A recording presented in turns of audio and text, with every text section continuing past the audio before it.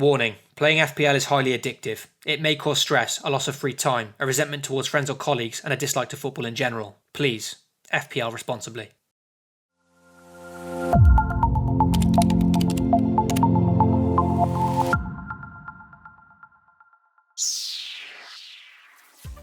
Hey guys, and welcome back to FPL TV, and more importantly, welcome back to a brand new season of Fantasy Premier League. If you're watching this video, it means that, like me, you're already deliberating over your FPL team almost an entire month before the Game Week 1 deadline. Really guys? Come on, you've still got 3 and a bit weeks of freedom left, so quit worrying about budget goal-scoring defenders, go and catch some rays, and I'll see you all soon. Okay, if you're still here, well clearly you're obsessed. But that's okay. The good news is you've come to the right place. So for all the FPL addicts still watching out there, drop a like on this video, get subscribed to FPL TV, and let's get stuck right into my very first FPL draft for the new season. It's important to note that this is a first draft, and with very little information regarding pre-season so far, it's a draft that's no doubt subject to change. For my goalkeepers, I've currently gone for a set and forget strategy with David De Gea at a premium 6 million.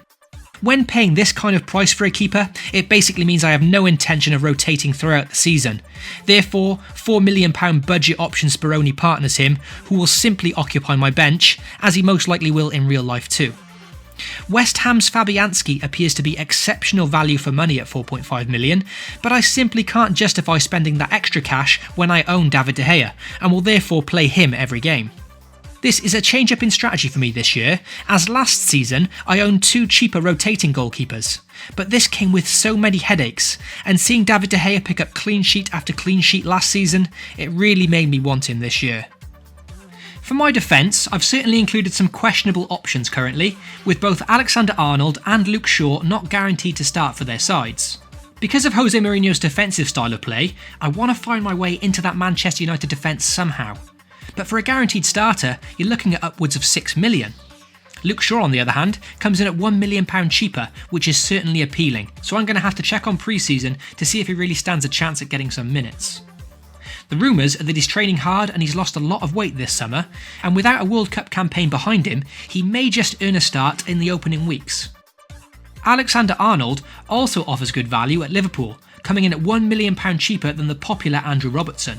The question mark with him here is that although he didn't play much in the World Cup, he did travel, so this could affect his game time, especially with Nathaniel Clyne also competing for a spot. Cedric for Southampton comes in at 4.5 million, which just screams excellent value to me. He's a fairly attacking fullback and is a consistent starter for the Saints, and after a strong finish to last season, I like him as an option. His fixtures to begin the season also look very strong, and if Southampton play 3 centre-backs this season, it could see Cedric pushed even further forward. At this price, he's a no-brainer for me. James Thompkins is another budget option who I expect to give less opportunities to in my team, but again at a bargain 4.5 million and a consistent starter for Palace, he could come in handy, especially with his kind run of opening fixtures. To complete my defence, it's Seamus Coleman. Everton have one of the strongest opening fixtures on paper, and with new manager Marco Silva coming in, Seamus Coleman looks set to be a pivotal figure in this Everton side.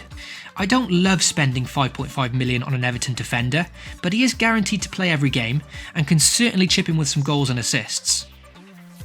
My midfield sees a nice mix of premium players alongside bargain bin options currently. For me, Mohamed Salah is simply a must-have to begin this season, and I say this based simply on his ridiculously high ownership. At almost 50% ownership, if Salah starts the season strongly and you don't own him, it's going to seriously impact your ranking, and you'll be facing an uphill battle from the get-go to finish with a good overall rank. Whether you believe he'll produce this season or not, I think for the opening game weeks, it's just too risky to go without him. A whopping 10 million sees Kevin De Bruyne also get into my first draft. He's certainly one I'm going to have to keep an eye on, as he did go very deep in this year's World Cup, which could mean a chance of him missing the opening week of the season. The reason I've chosen Kevin De Bruyne though, is that with all the headaches of Man City's rotation last year, he's simply the one player who is absolutely nailed for this Man City side. Sterling, Sane, Mahrez, David Silva, Aguero, Jesus, all exceptionally tempting options, but who's guaranteed a start between those is anyone's guess currently, so my vote goes to KDB. Arsenal's Mkhitaryan makes it into my midfield currently. and this was a coin toss between him and West Ham's new signing Yarmolenko, both 7 million. Mkhitaryan is certainly a big question mark for me as things stand, mainly due to Arsenal's very difficult start to the season, facing Man City and then Chelsea in the opening 2 game weeks.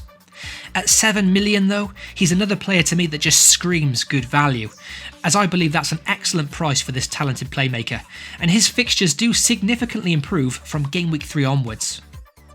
My other 2 midfield options are admittedly complete budget punts. Having said that, I haven't chosen these players to simply occupy my bench. These are actually 2 options that are genuinely gut instinct picks of mine. Helder Costa of Wolves provides a 1.5 million cheaper alternative to the significantly more popular Diogo Jota. Helder Costa ended last season very strongly in the Championship, and even though I haven't watched him loads, whenever I did see him I was extremely impressed. Everton's Ademola Lookman is definitely more of a gamble from me, as he may not even be in Marco Silva's plans for Everton this season. However, he's clearly a talented youngster who went out on loan to RB Leipzig last season and managed an impressive 5 goals in 11 games. So if he doesn't get loaned or transferred out this summer, he could really be a useful midfield option. Granted, he could be behind the likes of Walcott and Balassi in the pecking order, but he's one to watch during pre-season certainly.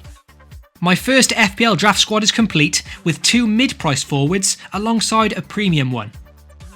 Everton's Cenk Tosun currently makes my side, which actually completes an Everton triple up in my FPL first draft.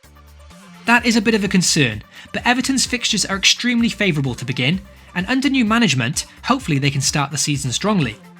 Cenk Tosun really started to hit some form last season and looks to be a very decent finisher when given the chances, so he's an option that I currently like at 7 million.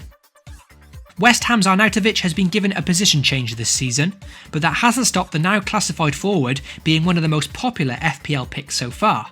For me, it felt like he was the driving force behind everything West Ham did last year, with involvement in so many of their goals.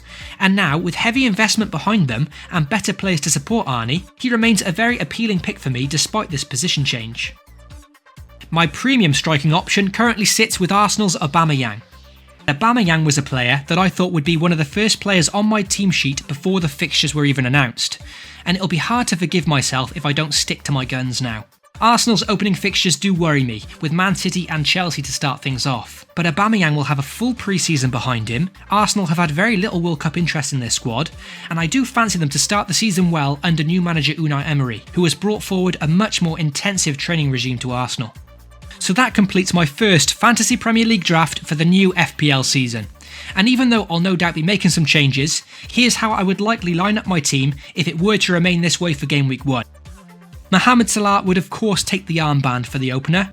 West Ham at home is a decent fixture to begin with, and as mentioned earlier, it's simply too risky not to, as a large majority will captain the Egyptian, and I don't want to be fighting an uphill battle from the get-go.